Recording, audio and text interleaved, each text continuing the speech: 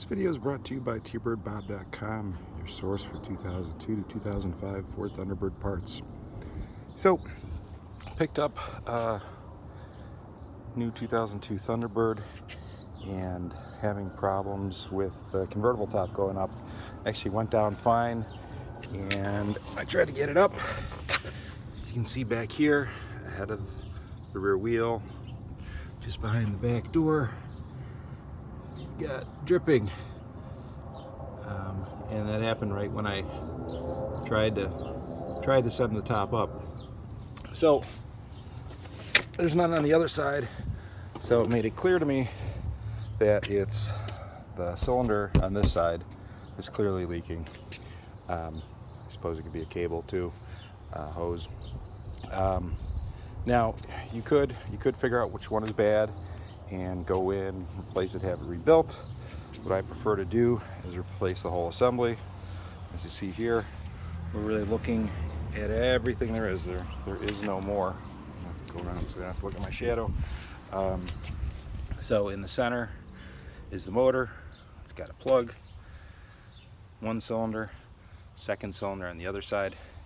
I'm going to take you inside. Hopefully you can see it. These basically just sit in place. This one just sits on a notch. This one has a notch, and literally one nut holds it in. This piece here, you literally just yank it out. It's got some push pins that hold it in, but they come right out. So I'm going to try to show you inside here. You got to peel back the skirt back here. As you can see, there's that motor I showed you. This is the wiring connection where it hooks up. There's one cylinder. Literally all you have to remove is this one nut right here. These wires or hoses are held in by some clips.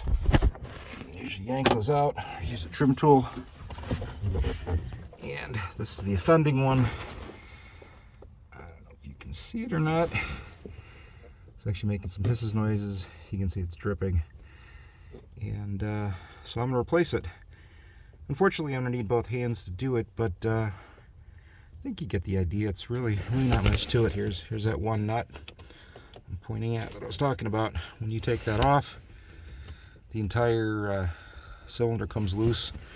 Once you take the nut off, you take this bracket off, peel it off, the cylinder will come right out, and there's really nothing else holding it. And you take it all out as an assembly. I'm thinking probably 30 minutes, maybe less. And again, this is all there is. There's no real magic to it. I do have these replacement units available on my website. I think they're about $350. Again, it's a complete unit. You don't need to put oil in. You don't need to do anything. You just pull the old one out, pop this one in.